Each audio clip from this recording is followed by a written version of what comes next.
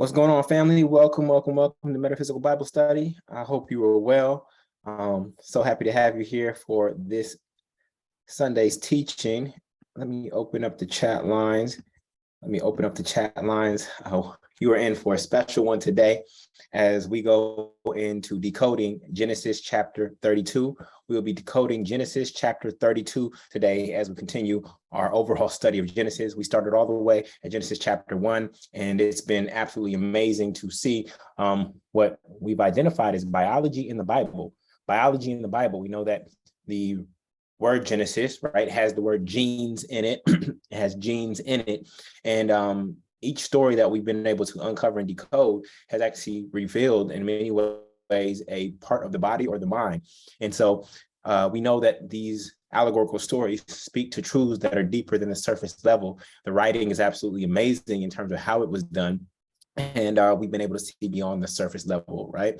And so I'm excited to have you here as we go into Genesis 32. One of the most powerful scriptures that led me to this way of reading and decoding the Bible is actually in Genesis chapter 32. We're going to come across that. Many of you probably already stumbled across it and highlighted it many times over because it is just so evident once you read this scripture what this book is really all about. And once you see it there, then it causes you to look for it elsewhere. So thank you to those who are joining us on social media today. If you want to join us and be part of this community, it's absolutely free. You can go to jointruthseekers with an S.com, jointruthseekers.com. That will give you access to the Zoom room, where you'll be able to see me as I write on my version of the Bible, my PDF version. You'll be able to see my notes. You'll also be able to have access to our Facebook group where we continue the conversation throughout the week. I know I ruffled a few feathers this morning with this morning's post about Matthew, Mark, Luke, and John being 4 white dudes running through the Middle East and supposedly wrote stories about Jesus 30 years after he died. If you play the game of telephone, you know that a story typically doesn't last 3 seconds, let alone 3 minutes, let alone 3 years, let alone 30 years afterwards. And so it's just something interesting to consider. I don't think you can go to the Middle East today and even find anybody by those names or even the translations of those names. So we'll be going into that later on once we start moving into the New Testament. Right now, we're continuing our journey through Genesis. All right. So with that, let's move forward. And the way we like to open this space is we like everybody just to connect with God in their own way. The way I will lead is simply taking 5 breaths to do a short meditation. Going back to your breath is the easiest way for you to connect to your source, whatever you call it, however you define it. Again, remember, the Bible is not a religious book, right? It's not a Christian book. Christians use the Bible heavily, but it is not a Christian book, okay? Christianity came later, right? It is not a Christian book. This book has a whole bunch of truths, deep truths about who we are, why we're here in life in it. And we're looking for the truth, right? We're looking for the truth. Now, many people debate about what is true, right? But the truth and what is true are 2 different things. We are looking for the universal truths that we can apply to our lives to help us understand why we're here, what we're meant to do, and how to use this space and time that we call life on earth and how to bring heaven on earth. That's what we're seeking in these particular texts. And because this book is so heavily coded in parable, simile, metaphor, and allegory, when you write things in story form, they can last generations upon generations, right? They aren't limited by just that space and time. They can last forever. And we see many of the archetypal stories in this book repeated several times in Genesis, right? Over and over and over, we see the same patterns. And so what's happening is that the subconscious mind is trying to be reprogrammed by the author or authors of this particular text to get us to truly understand something. And so that's what we're going to be exploring today as we go into Genesis 32. So before we do that, let's go into our breath. And the way we do this is we just take, we in heaven, very particular with my language, we in heaven for 4 seconds, we hold for 1, and then we exhale for 5 seconds. If you connect with God in another way, if it's hula hooping or cartwheels or dancing for you, if that's how you connect, go ahead and take a minute to connect. There's no dogma here. This is not a religious space. This is not a church, right? This is just truth seekers coming together to actually see if we can come to some deeper understandings of what this text really means. Obviously, it is the most influential book in all of mankind, right? In all of history. And we want to get to the core of why. All right. So let's start with that meditation. And you can do that in any way that you desire. All right. So we're going to in heaven for 4. Hold. Release.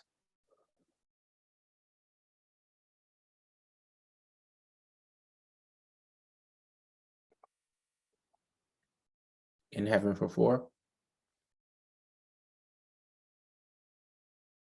Hold. Release.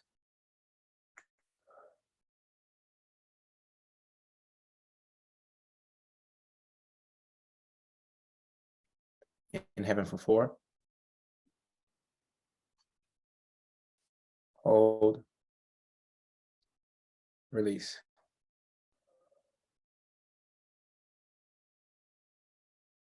Just focus on your breath. In heaven for 4. Hold. Release.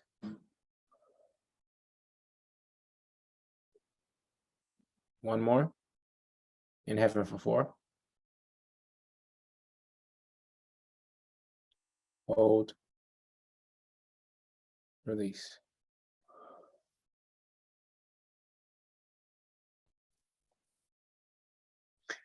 So the reason we do that is because, again, the breath is the easiest way to connect with God. If you ever shaken up a snow globe, right?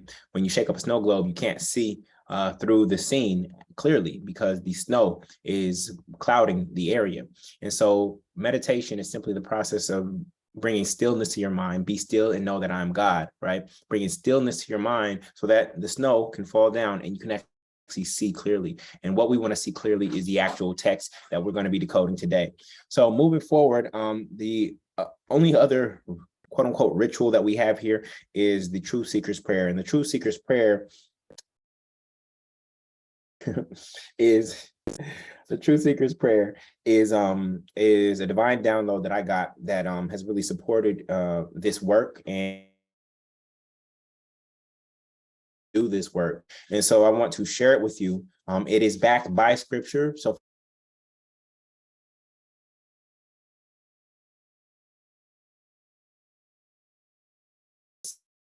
religiosity prevents you from seeking and asking. They'll say, lean not on thy own understanding, or that person has gone astray.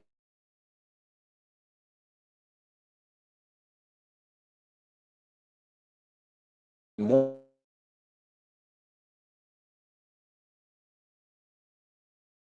here.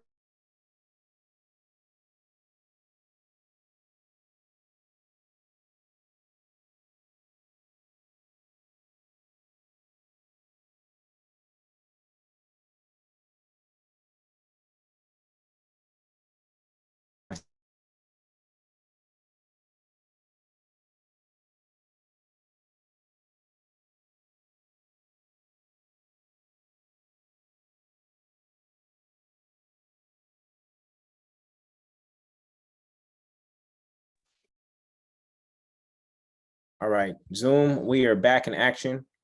Thank you so much. Yeah, the internet just dropped. So thank you for your patience, and we're going to continue. So we're going to go into the Truth Seeker's Prayer. And yes, if Zoom ever drops or the internet ever drops, please just go over to Instagram because that is the backup room. Okay. So the Truth Seeker's Prayer is as follows. This is what I'm reading from, y'all. And this was a divine download that I got that I use to stay inspired to do this work. We are truth seekers. We seek the whole truth and nothing but the truth. We know that the truth shall set us free. John 8:32. We believe that when we ask, it shall be given to us. When we seek, we shall find. And when we knock, the door shall be open unto us. Matthew 7:7. We know that as we sit in the temple of our minds, listening for your voice and asking questions, in that holy place, we shall find understanding and answers. Luke 2:46-47. For there is nothing covered that shall not be revealed, neither hid that shall not be known. Luke 12:2. We know that because the Bible is heavily coded in allegories, Galatians 4:24, similes, Luke 13:18, and parables, Matthew 13:34, many who think they are seeing see not, and hearing they hear not, neither do they understand, including those who call themselves your disciples. Matthew 13:13. We know to not rely on the letter, but the spirit of the word, for the letter killeth, but the spirit giveth life. 2 Corinthians 3:6. We are meant to study to show thyself approved unto God, rightly dividing the word of truth. 2 Timothy 2:15. Wash our feet, which represents our understanding, so that we may build our church or temple, which is our individual belief system, upon a rock of truth that we are the sons and daughters of God. Matthew 16:16. May we feel free to renew our minds, Romans 12:2, by destroying and rebuilding our temple over and over and get better and better, leaving no stone standing. Matthew 24:2. We know that when we pray, we shall enter into the closet of our minds, shut the door, and pray to God, which is in secret. Matthew 6:6. And we also know that where 2 or 3 are gathered in your name, I am is in the midst of them. Matthew 18:20. We pray this metaphysical Bible study blesses, builds, and brings all children of God closer to you, whether inside or outside of a religious context, even if that means wrestling with our concept of you for our blessing, like Jacob in Genesis 32, which is exactly what we'll be decoding today. We love you and thank you with all of our hearts, minds, and souls. Matthew 22:37, Ashe, Amen, and so it is. So that is a true seeker's prayer. We are not here to look at the Bible literally. Some people, that's the only way that they read the Bible, and that is perfectly fine. But when Jesus said he only spoke in parables, right? And when Jesus says, go pray in thy closet, right? He's not talking about go pray in a physical closet. But what does the Catholic Church do? The Catholic Church goes and builds prayer closets because there's a scripture that says, go pray in thy closet, right? We know that that's not what is being said. And so this is the problem when you take the Bible literally, right? When you take it for the letter of the word and you don't understand the spirit of the word, you are missing an entire layer. It's like eating a 7-layer dip and only eating off the top layer. When you have a 7-layer dip, a chip dip, you do not just eat off the top layer. You dig that chip down into the multiple layers. And so the literal is one layer, but there are deeper layers beyond just the literal.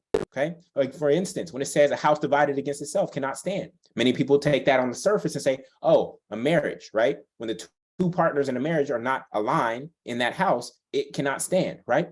But we know that house means mind. House means mind. And so when your mind is divided, when you have cognitive dissonance inside of you, you cannot stand. And so this is the layer and the level that we go to when we talk about metaphysical Bible study. Meta means to go beyond, right? So we're going beyond the surface level interpretation of the Bible. You can continue to believe in and go after and rely on the historicity of the literal layer if you want to, but in this space, we go deeper than that. This is what we call active spirituality. Many people engage in passive spirituality, where they just show up to a church or a temple on Sunday and they just sit there and they listen passively to somebody else who is studying to show themselves approved. They listen to their minister and they get their secondhand clip notes. You are here because you are ready to graduate off of milk. You don't need your food cut up for you anymore. You can now chew on meat. And so here we chew on meat together in order to get to the truth ourselves. You are growing as a spiritual being. We are spiritual beings having a human experience. And it is time for you to eat meat and stop relying on the milk that you've been getting from the churches. All right. So, so with that, before we go into any chapter, we do a quick exercise, which is outlining.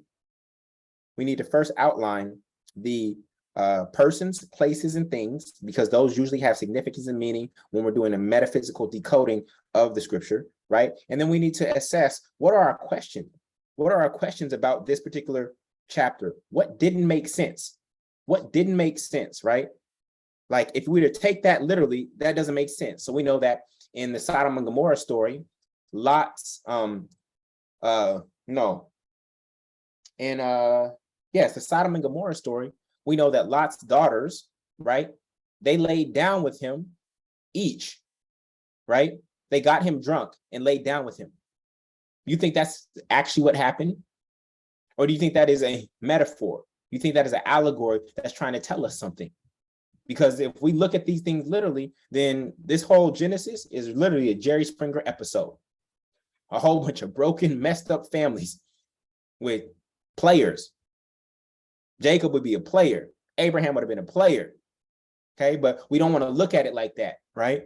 Because this is a spiritual book. This is what happens when you take this book literally.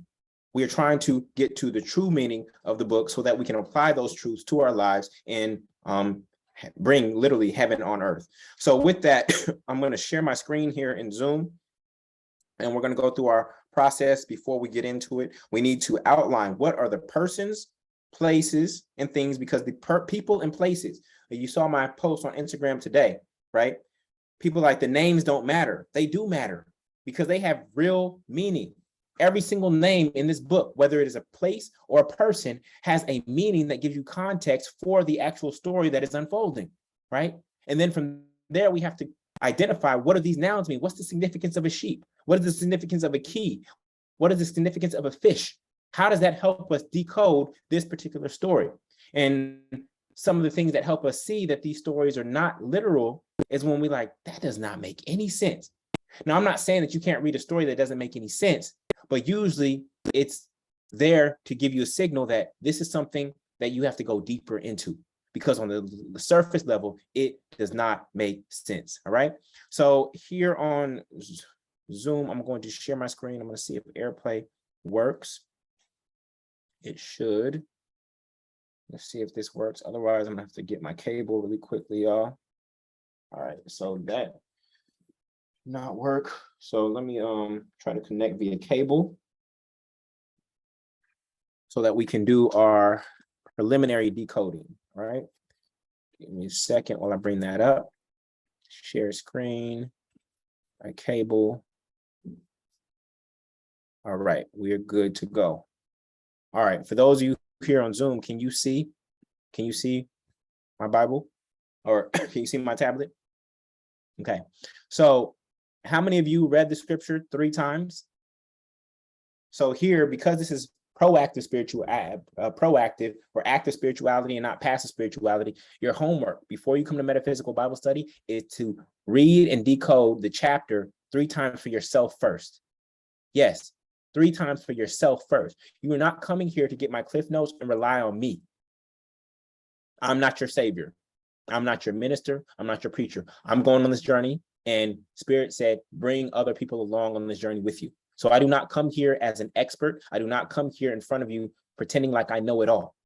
So you actually have homework to do before you show up to this space. Now, of course, if you're new, right, this is your first time being here, you didn't know that, right? So I want you just to sit in it and learn.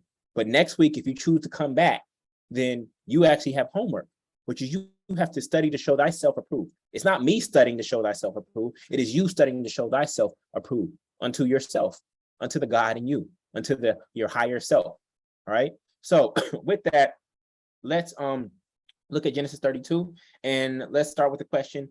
If you were to describe this story in one or a few words, what would you call this story? What would you call this story? This is where Jacob is now coming back to Esau, and where Jacob wrestles with the angel. What would you call them? Jacob's ascension. Whoops. Jacob's ascension. I like that one. Ascension. Right? Stepping out on faith. Faith.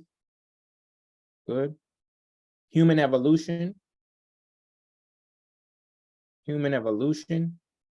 And you see how each of us sees this story differently because of your own unique experiences, right? And the divine downloads that you receive while studying, that allows you to see things in this story that I could not see based on my evolution and where I'm at on my spiritual journey.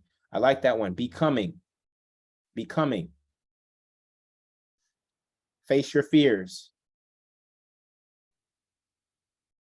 Okay, good, beautiful. Now, who are the persons in this story? So for those of you who are with us on social media, here's what we're going through right now. We're going through this exercise of identifying the persons, places, things, and the questions that came up while decoding this story. So we have Esau, we have Jacob, we have Esau, we have servants, right? We have the messenger, We have angel, or we have Israel, which is who Jacob becomes or is renamed, right? Good. And then we have animals. Okay. Now, in God. Okay. Now, what places came up? What places came up? So we have Man, Mahan, Naim, Seir, Edom, Peniel, also spelled Penuel, Jordan, good, and Jabok. Okay, and what things came up? What things came up? What items? Nouns. Please get out your King James Version if you have it. Rams, goats, ewes, sinew, thigh, camels, droves. Good. Gifts or alms. Fear. Good. Now, what questions did you have as you read this, or what did not make sense? What questions did you have as you read this, or what did not make sense? What questions came up as you read this, or what did not make sense?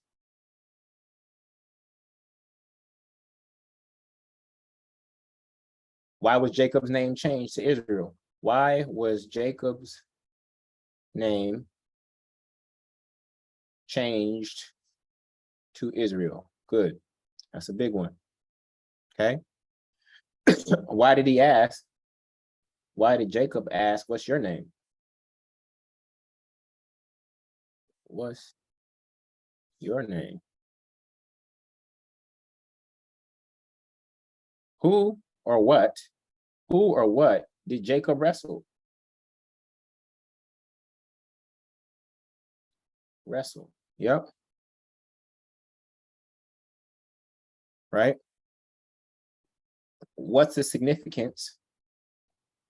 What's the significance of the hip being out of socket? Good. Why did Jacob divide up his crew? Why did Jacob divide his crew? Okay. Good. All right. Beautiful. Okay, y'all ready? So we're gonna go through Genesis 32 line by line. Y'all ready? Deep breath. Chapter 32, verse 1. And Jacob went on his way, and the angels of God met him. Okay. And Jacob saw them, and he said, this is God's host. And he called the name of that place Mahanaim. Okay. Which means, when you look up the definition, I want you to start getting in the habit of looking up the meaning, the Hebrew or Aramaic meaning of all the people's places, all the names and places. Okay. So Mahanaim means two camps. It means two camps. Okay. So that's a huge clue. All right. And Jacob sent messengers before him to Esau, his brother, unto the land of Seir. Okay. What does Seir mean? Seir, I got hairy guys, bucks, horrors, riders on the storm, intense negative emotion, and the experience of violence. Okay. All right. So that's what I got for Seir. In the country of Edom. Right. And what did you get for Edom? Edom means what?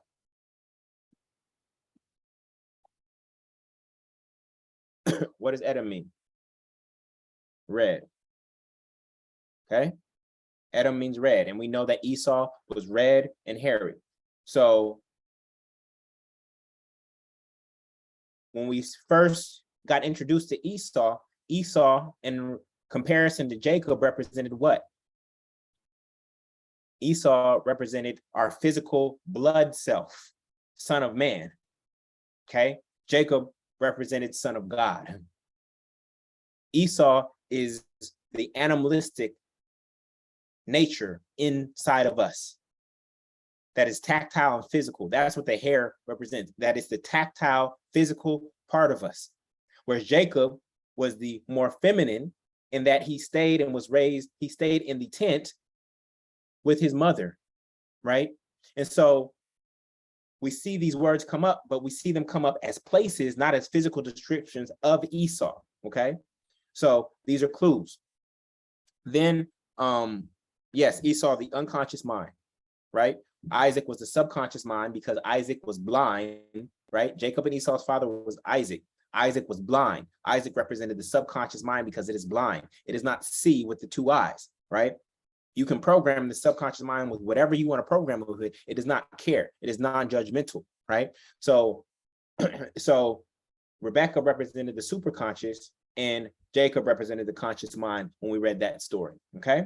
So thus Jacob spoke, now we're in verse 4, and he commanded them saying, thus shall ye speak unto my lord Esau, thy servant Jacob saith thus, I have journeyed with Laban or Laban and stayed there until now.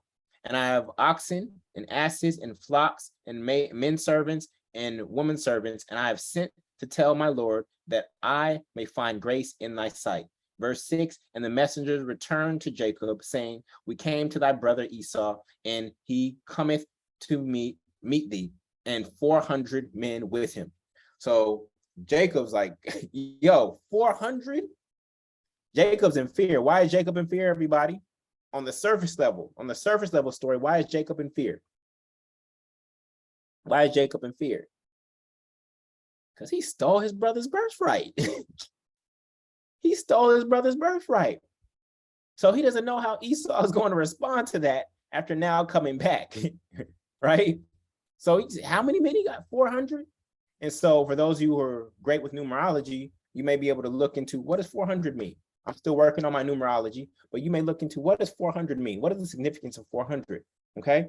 Now, in Genesis 31, we saw Jacob and Laban or Laban, right, reconcile. They came to a truce. And we know that Laban represented the ego. And so now Jacob is coming back and he's trying to reconcile with what? The body.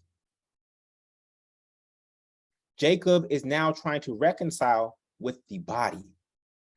Because we as spiritual beings, as we are these spiritual beings having a physical experience, we have to address the two egos that we have, the ego that is arrogant, that is individualistic and possessive, right? Which was represented by Laban. And then the ego that is actually there to protect us, that helps us discern between what is right and what is wrong, right? So we saw that in Genesis 31, and now Jacob has to now reconcile with the body. The spirit is always at war with what?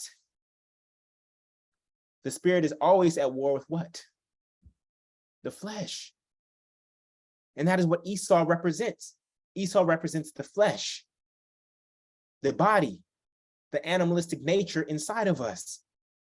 And so this is what Jacob is coming to do. All right. So moving forward.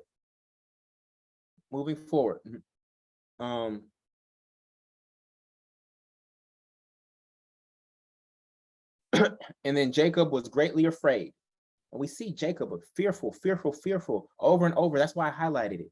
Why is Jacob always afraid? Afraid of this, afraid of that, afraid of this, and distressed. And he divided the people that was with him and the flocks and the herds and the camels into two bands, right?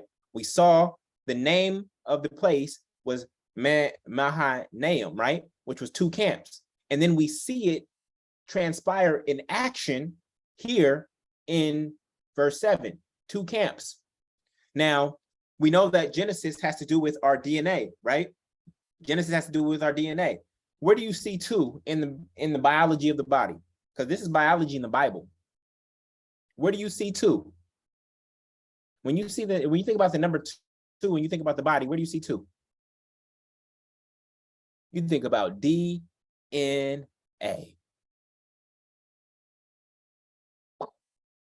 DNA has 2 strands. It is a double helix. Correct? Correct? So watch this, y'all.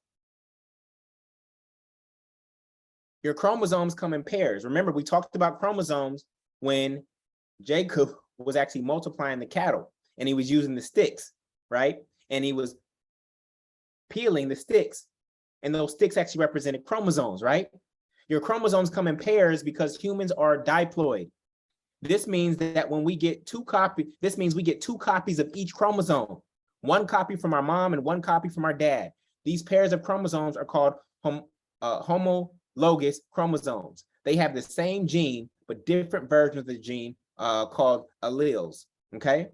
So also in DNA replication, in molecular biology, DNA replication is the biological process of producing 2 identical replicas of DNA from 1 original DNA molecule.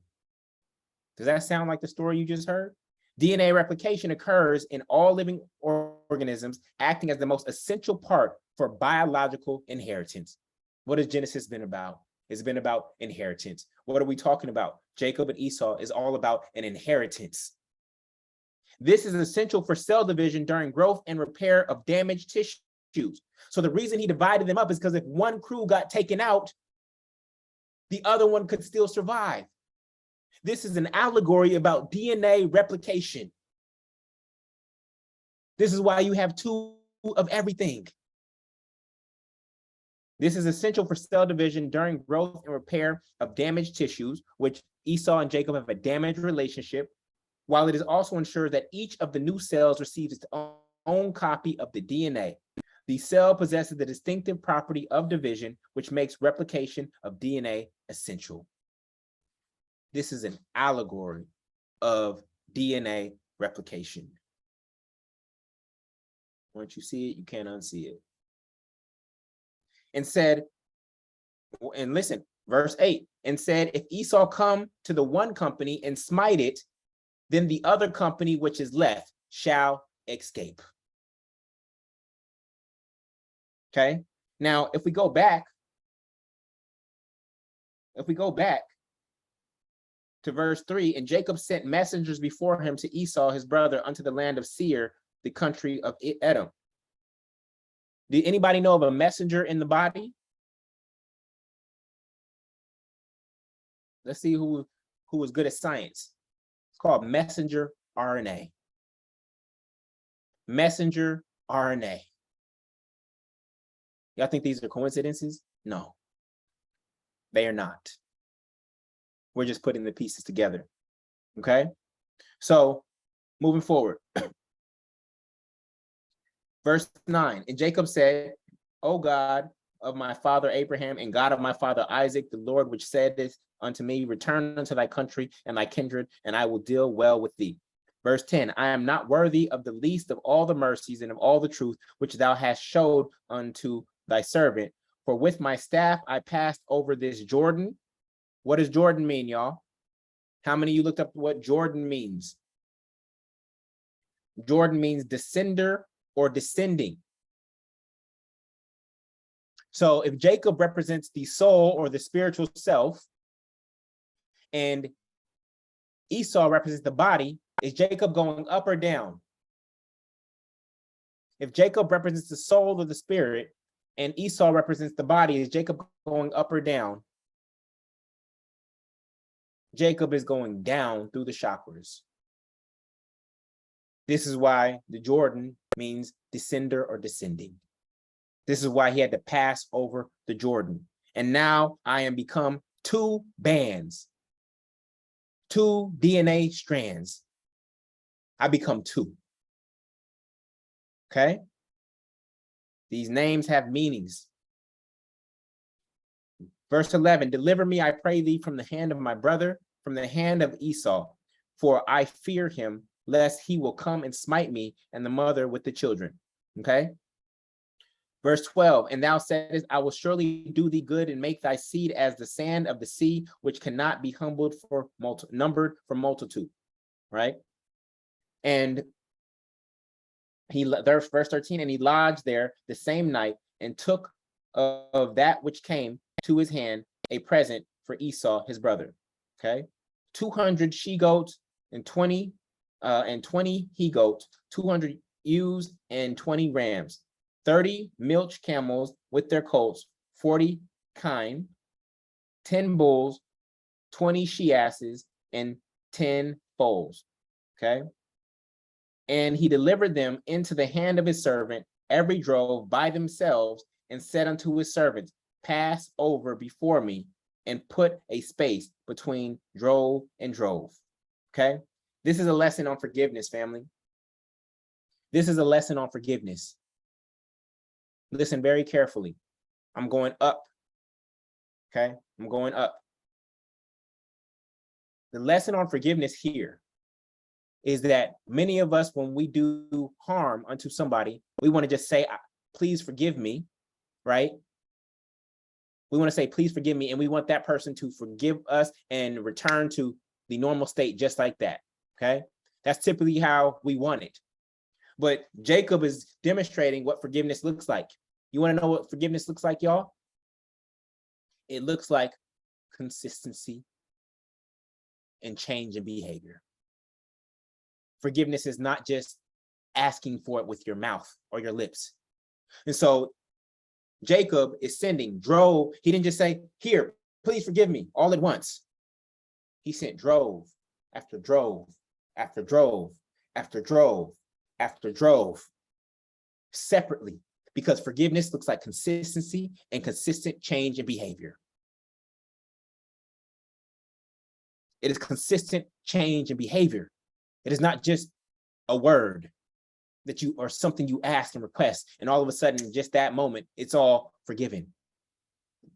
It is not true forgiveness until there has been consistent behavioral change.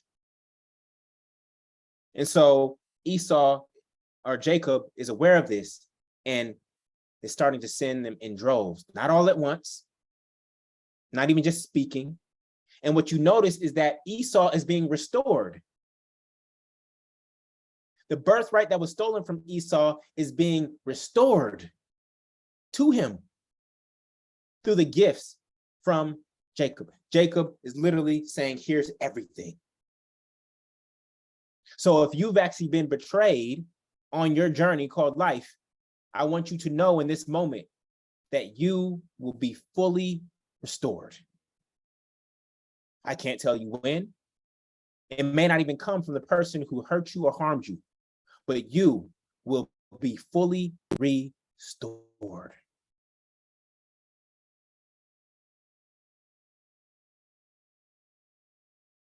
Verse 16, and he delivered them into the hand of his servants, every drove by themselves, and said unto his servants, pass over before me and put a space between drove and drove.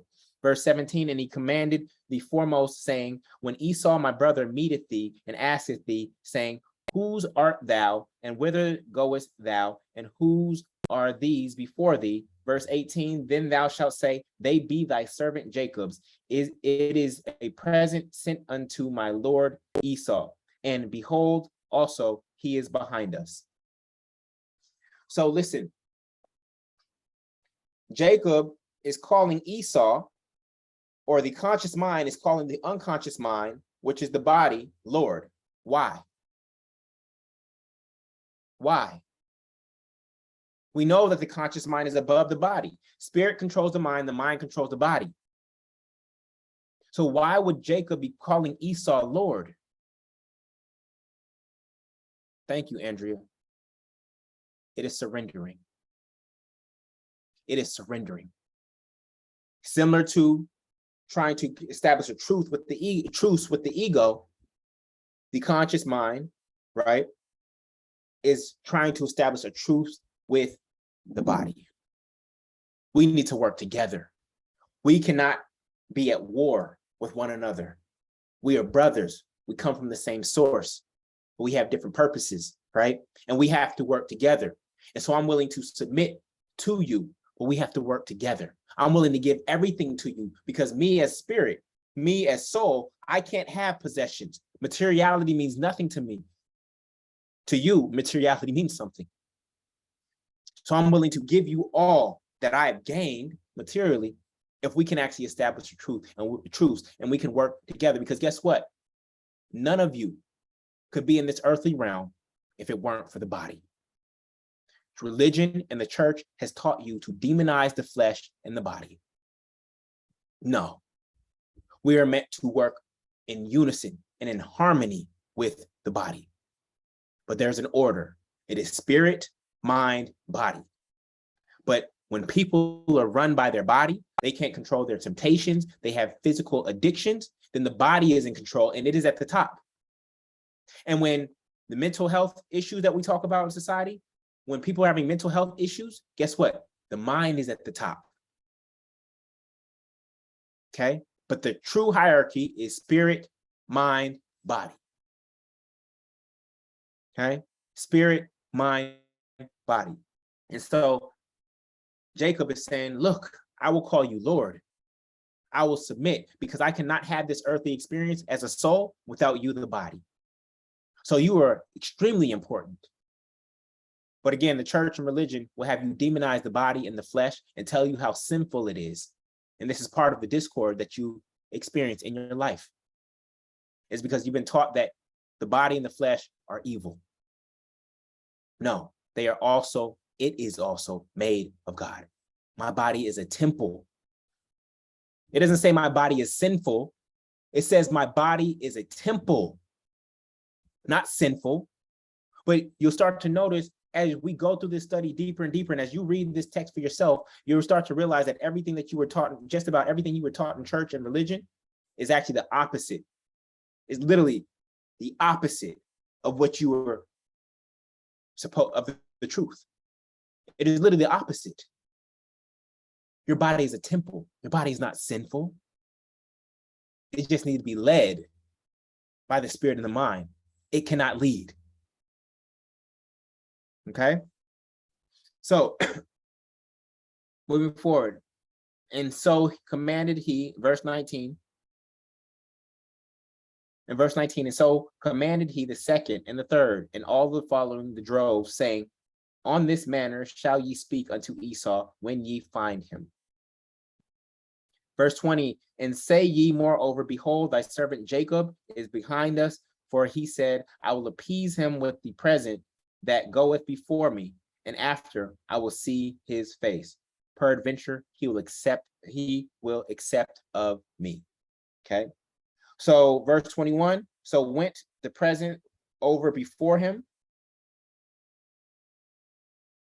himself lodged that night. Yes, so went the present over before him, and himself lodged that night in the company, right? In the company. Verse 22, and he rose up that night and took his 2 wives and his 2 women servants and his 11 sons and passed over the ford Jabbok. Jabbok. You want to know what Jabbok means? He will empty. He will empty. Emptying. The spirit comes into the body empty. You want to see God, which is what Jacob is about to do in just a second. You have to come to God as no thing, with no thing. You have to come empty. They say that you cannot, I can't pour something into a full cup. I can't pour anything into a cup that is already full. You have to come empty. And what I mean by empty, we talked about this in the power of I am. Empty means that you come to God by accepting that I am, and releasing every limiting label that you put on yourself. I'm a man, I'm a woman, I'm Black, I'm white, I'm Christian, I'm Muslim, I'm educated, I'm an entrepreneur, I'm this and that. Every single label that you put, anything that you put after I am, limits you. God is I am that I am. There's nothing that comes after the I am. I just say that I am sent you. I'm coming to you almost as everything and nothing at the same time. But I'm not attached to these earthly labels and definitions of political parties and education and race and economic class or gender. I'm not coming to you with any of that. I release all of that. None of those things are define me. None of those things are my gods. None of those things are my God. I am that I am. I come empty. And when I'm empty, tabula rasa, I can be used. I can be used. I'm a blank slate. I'm a spirit that God can use. What do you need me to do? What do you need me to do for the team? What do you need me to do for the kingdom? I'm here for it. Y'all know how many times I changed my purpose? No, I won't say change my purpose. I allow my purpose to evolve. God was sending me in this direction, right? And I actually was helping people find their purpose, right? Started in my living room, teaching workshops. And then God said, go this way. And then God said, go this way. And then God said, go this way. And every time there was a turn in my journey, I was like, man, I'm getting momentum on this way. But in hindsight, when I looked in the rearview mirror, it all had a purpose. It was all leading me to where I am right here and right now, because I was coming empty. I wasn't attached to any identity that I created for myself or that other people were holding upon me. I was not attached to any identity that I created for myself or that others were holding of me. I was willing to release it all just to be in alignment. You want to know the secret to my success, family? It's to be in alignment. It ain't no strategy. There's no trick. There's no thing that I do except my rituals that keep me in alignment. Because I know that if I'm in alignment with God's will for my life, I cannot fail. So Jacob is saying, here, take it all. I stole your birthright. Then I went and stole all of Laban's stuff, right? I don't want any of this. That is not what the soul wants. It does not want to accumulate. Here, take it all. Okay? And so ask yourself, which identities are you attached to? Which identities trigger you when somebody says something about your identity, your sexuality, your religion, your nationalism, your ethnicity? Which ones, somebody does something and you just get triggered? That means that you're probably attached to that identity. But you know, all of this Esau, all of this flesh, you know it's all temporary, right? That's not who you truly are. The address on your ID is not your actual home. You are a spiritual being having a human experience. This is all temporary. So that means all these labels and identities are temporary. Your gender is temporary. Yes, your gender is temporary. In fact, you have both genders, but you only express as one. You have you're a woman, you have your father in you. You're a man, you have your mother in you. And if to say you do not, you would be denying that branch of your family tree. So he passed over the ford of Jabbok, which is he will empty. Jacob has now emptied himself of these physical material possessions, including his wives,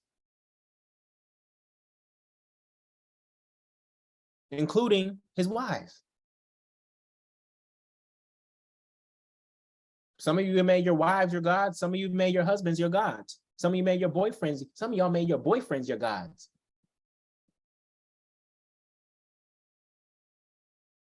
Nope. All temporary. All temporary. The most security that you're going to have is making God your God.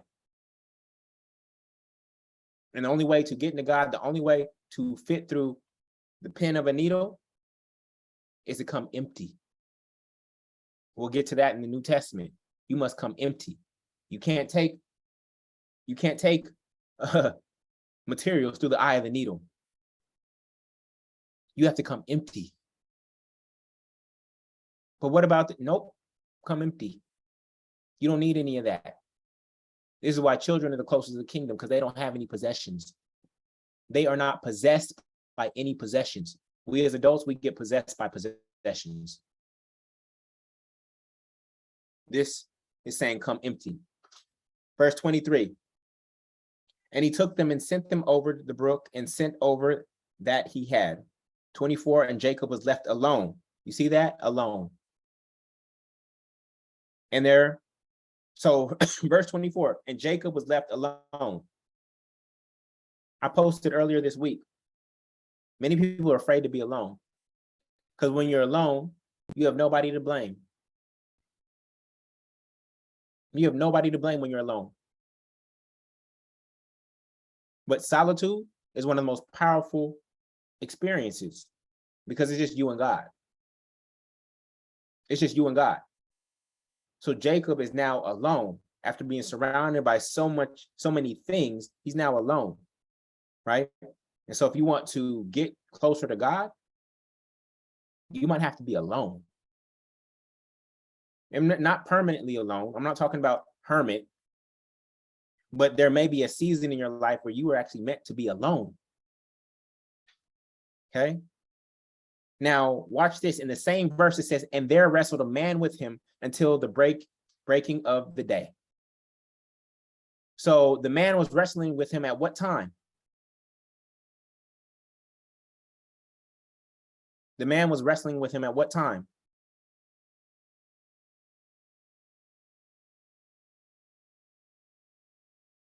In the evening, in the night. And that's when people are most afraid to be alone. The day broke. Day breaking is breakfast. Day breaking is the morning. So Jacob was wrestling with this man in the night. But listen very carefully, read the scripture over. And Jacob was left alone.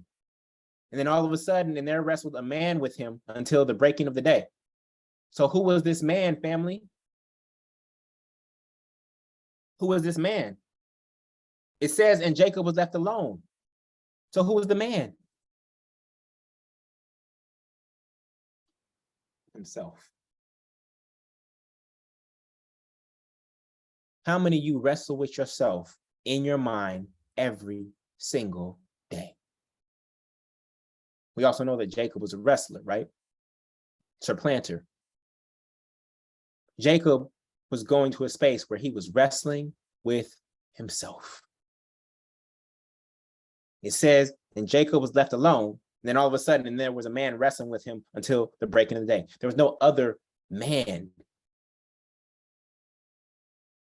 He was wrestling with himself.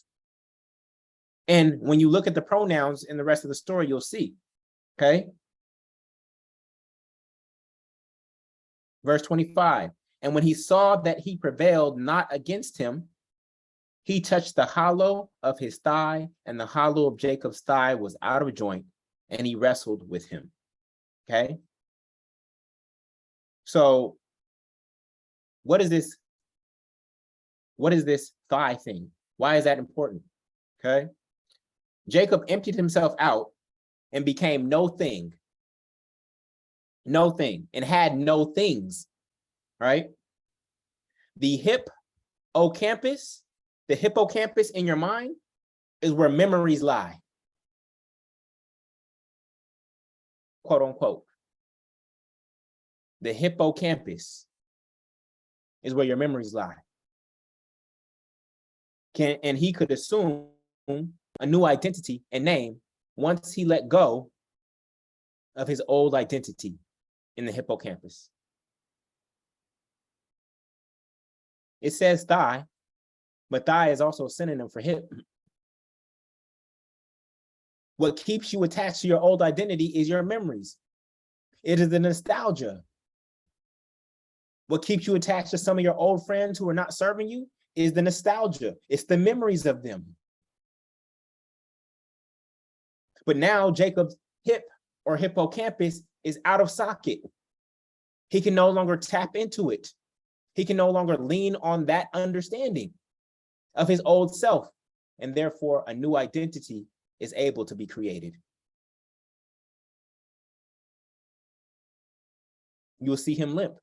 He can no longer lean on that understanding, literally. His hip was out of joint. And he said, let me go, for the day breaketh. And he said, I will not let thee go, except thou bless me. So this wrestling wasn't a wrestling to defeat or to overcome. This was a wrestling within self in order to get a blessing. Jacob went through a process of stealing Esau's birthright and blessing, the material version. He realized that's not what he wanted. That's not what he needed. And so he said, here, take all of that. Now bless me for real. That this struggle that I had externally and materially with Esau, starting in the womb, I thought that that was the journey that I was supposed to be on, and I thought that that was going to be my blessing, and I manipulated in order to get those things. Now I come to you as no thing with no things, and I want to get my real blessing now. That wasn't it. I thought that that was it. That wasn't it. Here, Esau can have all of that back. The body, the unconscious can have all of that back. That is not it. So now, instead of wrestling something else, my brother, the body, I'm wrestling within to get my blessing. My blessing doesn't come from within me, not from me manipulating something outside of me. My blessing will come from within me, not from wrestling or overcoming or supplanting something outside of me.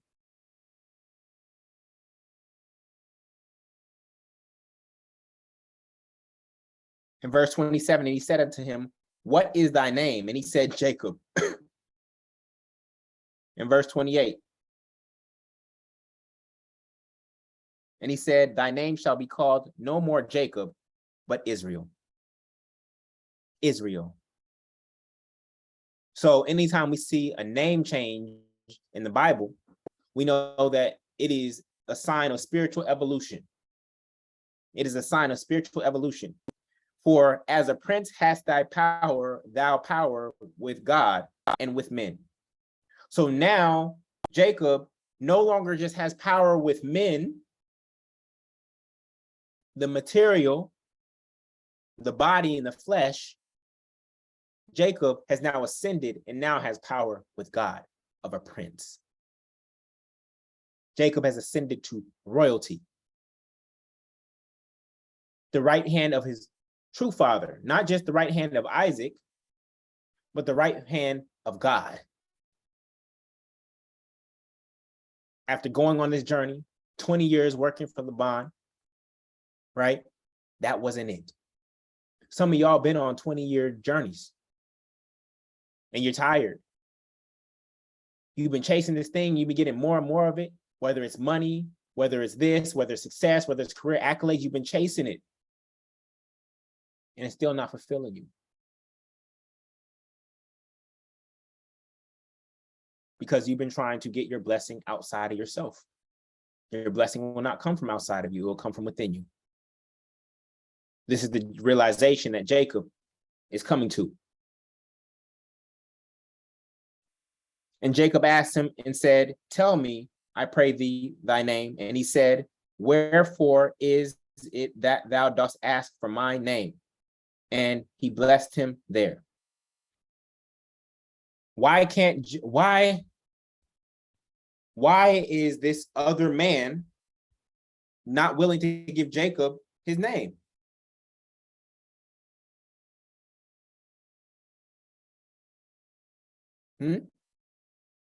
Why is this other entity not willing to give Jacob his name? Because he is Jacob. Because he is Jacob.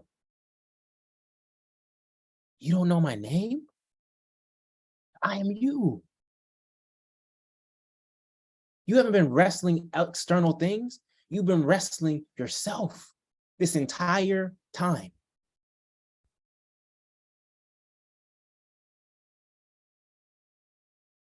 What do you wrestle with at night, family? What do you wrestle with at night? Whatever you're wrestling with, it has the power to bless you. Your shadow self can teach you lessons.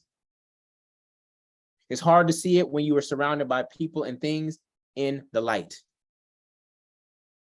When you are getting all these accolades, when you're succeeding, it's hard to see your shadow self because the external world is validating who you are becoming.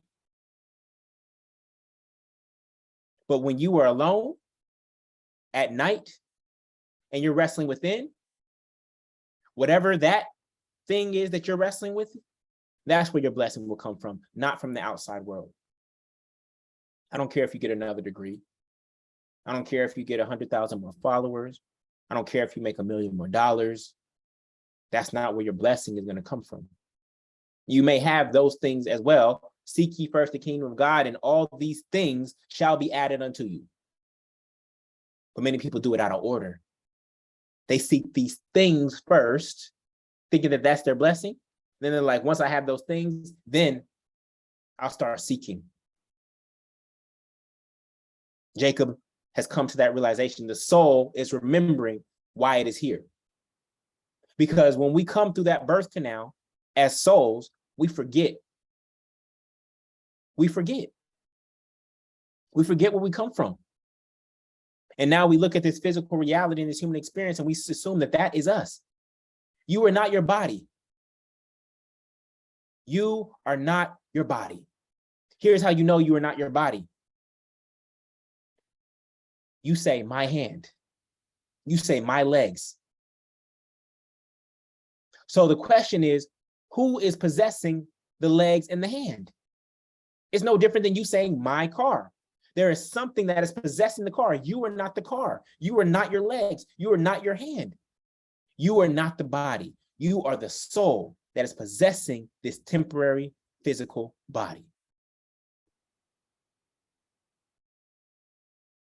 So Israel, we know that that can break down into Isis, Ra, El, which is mother, son, God, or father, mother, son, father, right? Israel is also a man seeing God. And the way I define an Israelite is any man, mankind, okay? This is not a gender thing, please. Any being who wrestles with the concept of God and sees God for or who or what it is. That's what an Israelite is. An Israelite is not of a particular bloodline or lineage. You are not excluded. It is anyone who is willing to wrestle with the concept of God until they get their blessing. And their blessing is self-knowledge. Their blessing is being able to recognize yourself so that you think that this thing that you're wrestling, you don't think that it is another name. You don't think that this thing is another name. Why do I need to ask you your name? I don't need to ask you what your name is. You are me. We're over here competing about what's the name of God. I am that I am. It is me. And if you don't believe it, John 10:34, Jesus says, is it not written in your law, I've said ye are gods. So an Israelite is anybody who is doing this work and coming to that understanding. If you look at Romans 2:29, but he is a Jew, right? Which is one inwardly. Romans 2:29 says, but he is a Jew, which is one inwardly. And circumcision is that of the heart in the spirit and not in the letter, whose praise is not of men, but of God. You see, we call these people Jewish. When you add ish to something, it means that it's not actually what it is. When something is red-ish, means that it's not red. It means that it is like red. It is kind of red. You are a Jew. A Jew is one who is one inwardly. It is not about these rituals of circumcision. That's an external ritual that has lost its meaning. It is not about getting the praise of men based on all these rituals and laws that you follow. I'm going to read Romans 2:29 again. But he is a Jew, which is one inwardly. And circumcision is that of the heart, not of the genitalia area. It is that of the heart. That is true circumcision, inward. What we're talking about with Jacob is inward. It's no longer external, in the spirit and not in the letter, whose praise is not of men, but of God. Jew is not defined to a group of people. I consider you all Jews. I consider you all Israelites because you are here right now. You are willing to wrestle with the concept of God. You are not afraid to do this work.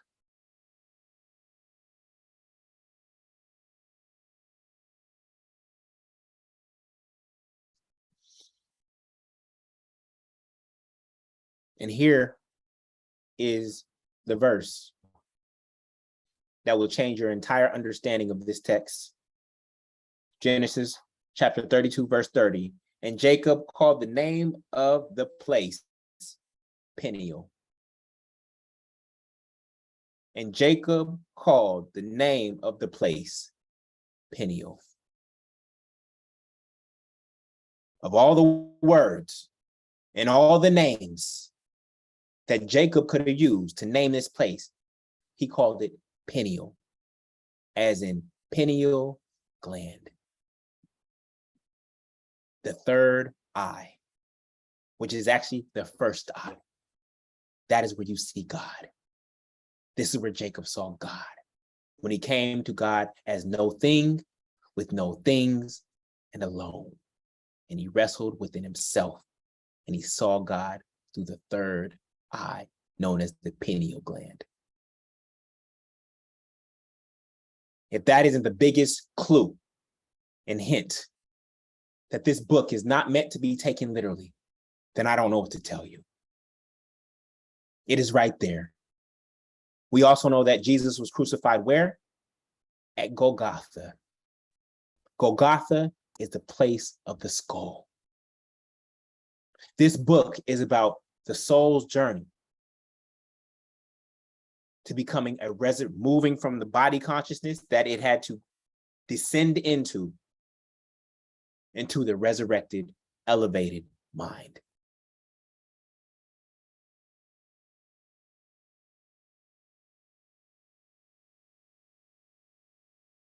And Jacob called the name of the place Peniel, for I have seen God face to face, and my life is preserved. The only way to see God is not with your physical eyes. There's so many people waiting for the second coming of Christ, and they think that they're going to see it with their two physical eyes. Oh, there he is. You will not be able to see the kingdom. What did Jesus say? When you see the kingdom, you won't be able to say, there's the kingdom, here it is, or there it is. You will not see it with your physical eyes. It will be neither here nor there. It'll be in your midst. It'll be within you, is how Luke says it. And Luke ain't even his name. The kingdom of God will be within you. You won't be able to say, there it is, or here it is. It will be within you.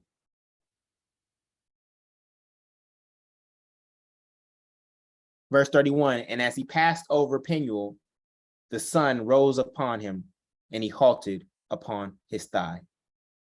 Okay? So we know that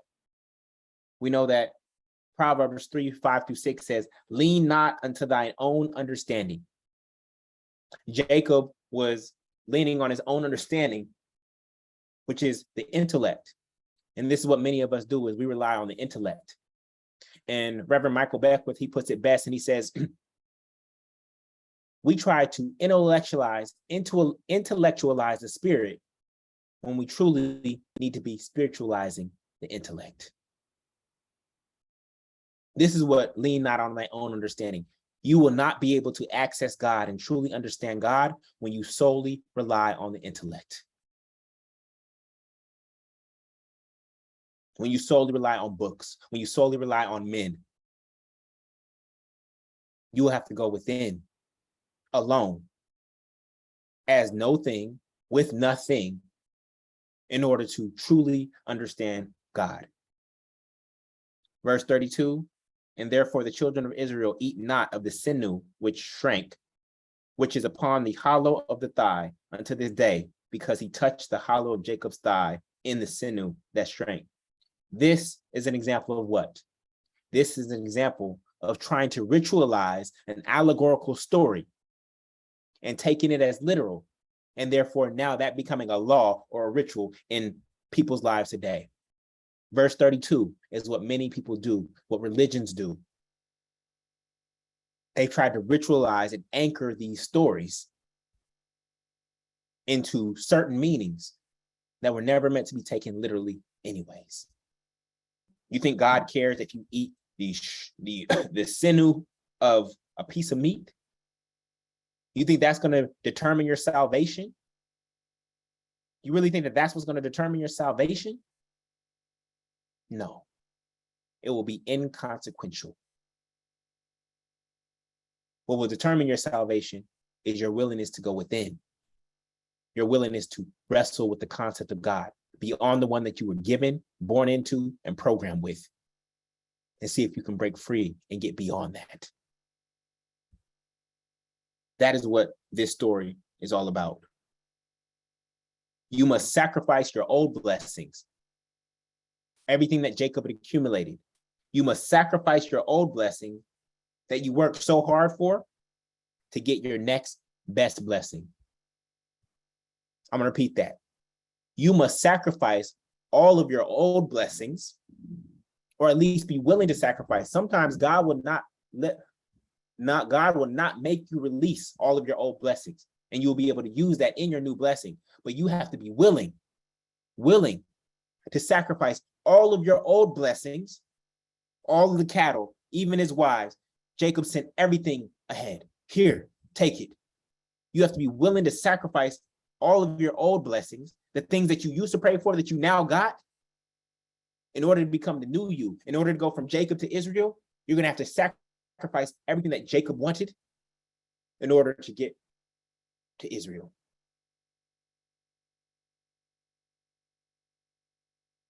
You're going to have to sacrifice everything that Jacob wanted to get to Israel. Some of you went to school, you got the good job, looks good on your resume, people love the company that you work for, right? And that's what the old you, the old Jacob, was going for, the old you. But to really walk in your God-given purpose, guess what? You're going to have to sacrifice that entire identity in order to step into your full purpose. Most of you have no clue that I went to business school. Most of you have no clue that I have an MBA from one of the world's best business schools. Why? Because that identity is irrelevant to who I am. I'm not attached to it. I'm grateful for the experience, but I'm not attached to that identity. It does not define me.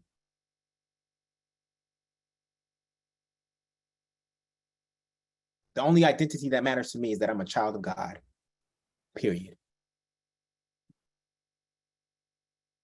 Yeah, that school could give me credibility in certain circles.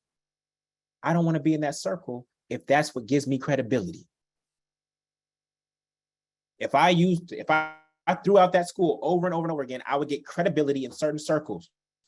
I don't want to be in circles that look for things like that to give somebody credibility.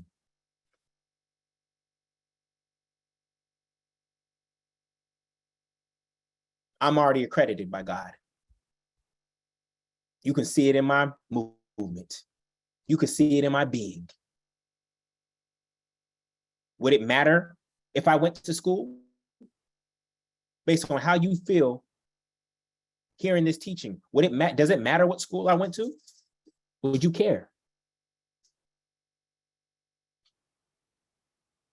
Number 2, you will wrestle within yourself alone, the old you versus the new you, Jacob versus Israel. And that transition is what takes you from a space of individuality to you actually being able to build a nation. Most people get stuck in individuality.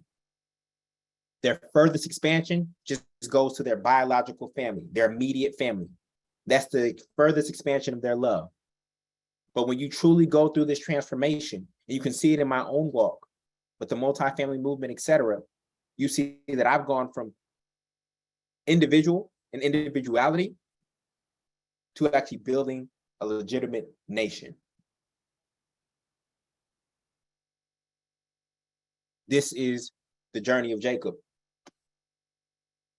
And it's a powerful one if you're willing to release, if you're willing to ask for forgiveness, if you're willing to let the things that you've identified with so long and been chasing so long and gotten, if you're willing to let them go, you will be blessed from within, not without. And a blessing that is created from within can never be taken from you. But blessings that come from without, those can go.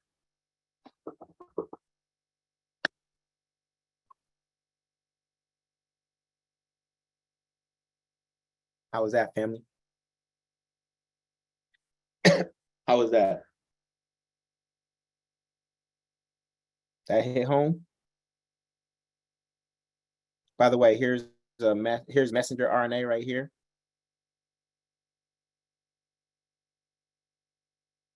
Y'all with me? Here's messenger RNA right here, by the way. We didn't go into this, but it's all here. And you know that the sugar in RNA is called ribose. The sugar in RNA is called ribose. And what was Eve supposedly taken from, y'all? What was Eve supposedly taken from? The sugar in RNA is called ribose, and Eve was supposedly taken from Adam's what? Rib. Oh, you can't make this stuff up, yo. In case you haven't seen the hippocampus, so this is Jacob's hip and the hippocampus, right? So here's the hippocampus. There's the pineal gland, right? That we talked about in Genesis 32, right? And the hippocampus is where the memories are. The pineal gland. The main function of the pineal gland is to receive information about the state of light and dark cycles from the environment and convey this information and produce and secrete the hormone melatonin. The rhythmic production of the melatonin secreted only during the dark period. And when did Jacob wrestle himself? In the darkness, right? In the darkness of the day is extensively used as a marker of the phase of internal circadian clock. And we've already discussed the pineal gland several times, y'all. Okay. So Genesis 32:30. I want you to hold on to that. Anybody ever try to challenge you on this journey that you're on? Tell them to read Genesis 32:30. And Jacob called the name of that place Pineal. And say, where's the pineal gland? You're going to point to it right here. You think that's a coincidence? The answer is no. It's here. It's hidden in these allegories. But if you read these stories literally, you will miss it. So with that, I want to say thank you for being here. Thank you for having the courage to do this work. We will be back next week, same time, Sunday at 3 p.m. Eastern. We'll be decoding Genesis 33. Actually, your homework is Genesis 33 and 34. Your homework is to read and decode Genesis 33 and 34. And we're getting very close to the end of Genesis, and we'll figure out where we go from there. All right. So I appreciate each and every one of you. For those of you joining us on social media, go to jointruthseekers.com. Again, that's jointruthseekers.com. That's where you'll be able to join us here on Zoom and see my notes in the margins as I teach. You also get access to our Facebook group where you'll be with another community of truth seekers just like yourself. So I thank each and every one of you. I bless you. I pray that this week is fruitful and abundant and productive for you. And again, make time to read and decode Genesis 33 and 34 at least 3 times before we come here. Okay? Sunday, 3 p.m.